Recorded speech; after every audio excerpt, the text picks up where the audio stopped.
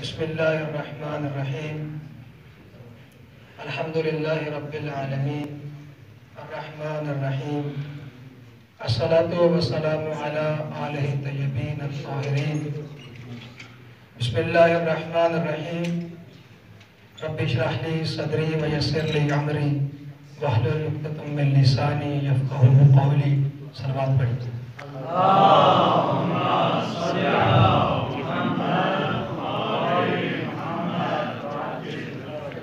سب سے پہلے خالق پروردگار کا شکر ادا کرتا ہوں کہ جس نے مجھے اتنی پاک سرزمین پر علوم آل محمد کو حاصل کرنے کی توفیق عطا فرمائی.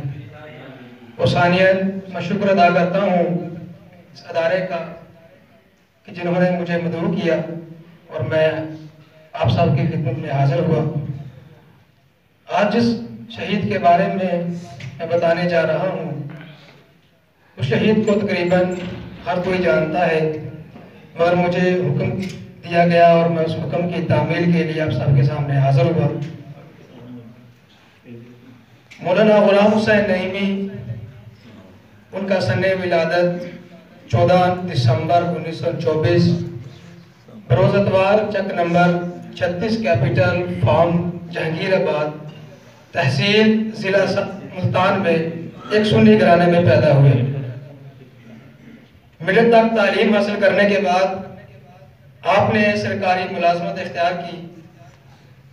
ابتدائی دینی تعلیم اپنے گاؤں سے حاصل کی. ابتدائی تعلیم حاصل کرنے کے بعد ساہیوال میں جامع رشیدیہ میں داخلہ لیا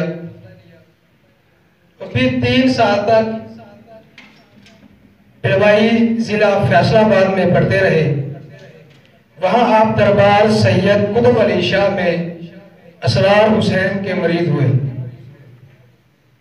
ساتھ ساتھ تحقیق مذہب حقہ بھی جاری رکھی. آخرکار مذہب حقہ کو تسلیم کر لیا. 21 اگست 1954 میں ملازمت کو ترک کر دیا. قبل از آپ محکمہ مال میں کوآپریٹو فارمنگ سب انسپیکٹر تھے. 1956 میں 1 سال سے زیادہ عرصہ جامعۃ المنتظر میں رہے اور مولانا قبلہ استاد محترم محسن ملت علامہ سید صفدر حسین نجفی علی اللہ مقام سے کسب فیض حاصل کیا. کچھ عرصہ عارف والا میں خطیب رہے.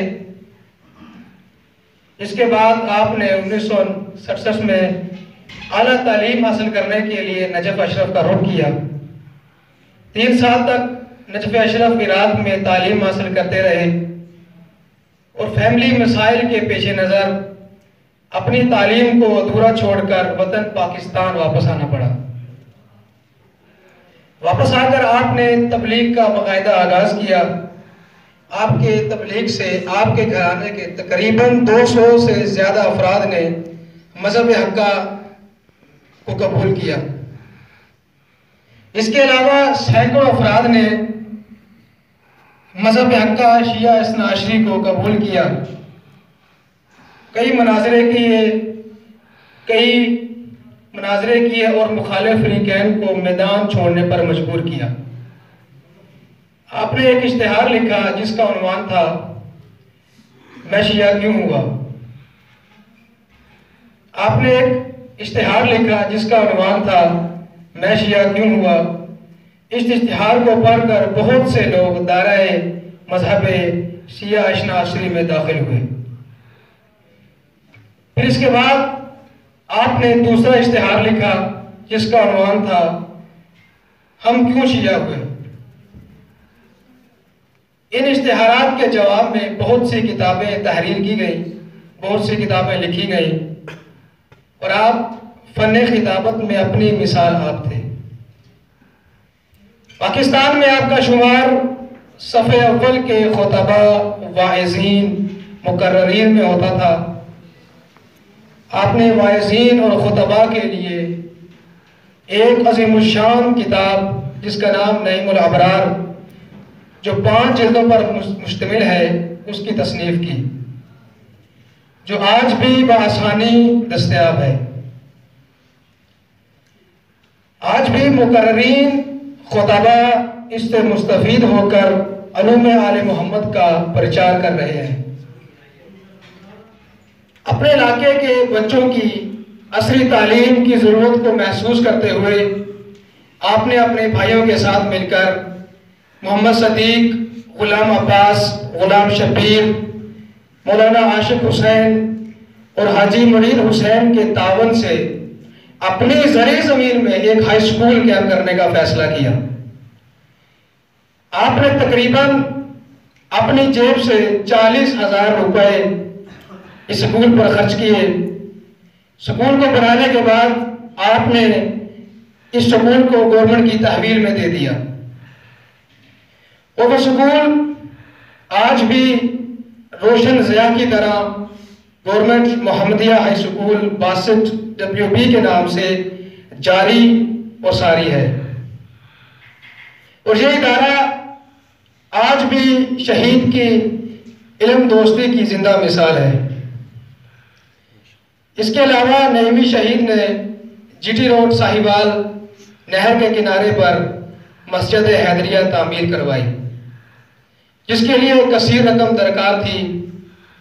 آپ کا جو مکان فری ٹاؤن ساہیوال میں واقع تھا، اسے فروخت کر کے آپ نے ساری رقم خانہ خدا پر صرف کر دی، اور امیر المومنین علی بن ابی طالب علیہ السلام کی خلافت بلا فصل و حی علی خیر العمل کی دلپذیر آوازیں کئی میلوں تک گونجتی رہیں۔ اس کے علاوہ آپ نے ایک عظیم الشان دینی درسگاہ جامعہ علویہ نعیم الواعظین 94 سکسار بھی قائم کیا۔ اس مدرسے کی تعمیر پر آپ نے اپنی جیب سے تقریباً 5 لاکھ روپے خرچ کیے۔ اس مدرسے کا سنگ بنیاد 1991 میں محسن ملت حضرت علامہ صفدر حسین نجفی مجد اللہ ذلہ نے اپنے دست مبارک سے کیا، اور 2 سال بعد حضرت آیت اللہ حافظ سید ریاض حسین نجفی نے اپنے دست مبارک سے اس مدرسے کا افتتاح کیا۔ مصونیت کے ابتدائی نظام اور مدرسے کی تعمیرات کے ساتھ ساتھ آپ کئی عرصہ مدرسے میں امامت کے فرائض انجام دیتے رہے، اور آج نعیمی شہید کے فرض انجمند مولانا بلال احمد باقر نعیمی فاضل کم المقدس مدرسے کی مسئولیت کے فرائض انجام دے رہے ہیں۔ فرائض انجام دینے کے ساتھ ساتھ وہ خدمت دین مبین میں مصروف عمل ہے، اور یہ مدرسہ آج بھی شیعان حیدر کرار کی تعلیمی، اخلاقی، دینی اور معاشرتی مصروفیات اور ضروریات کو پورا کر رہا ہے۔ اپنی مذہبی ذمہ داری کو احسن طریقے سے ادا کر رہا ہے۔ نعیمی شہید کی روش تبلیغ اور دینی کاموں میں بڑھتے ہوئے اثر و رسوخ سے مخالف مذہب کے شیطانوں نے آپ کو مسجد حیدریہ GT روڈ ساہیوال میں 16 نومبر 1991 بروز ہفتہ بعد از نماز فجر شہید کر دیا۔ بوقت شہادت آخری الفاظ جو زبان پر تھے وہ یہی الفاظ اکثر اپنی مجالس میں کہا کرتے تھے کہ یا علی تیرے چاہنے والوں کی خیر زبان پر جاری تھے۔ شہید کا نماز جنازہ مولانا قبلہ سید غلام شبیر شیرازی صاحب نے بلدیہ ہال ساہیوال کے گراؤنڈ میں پڑھائی۔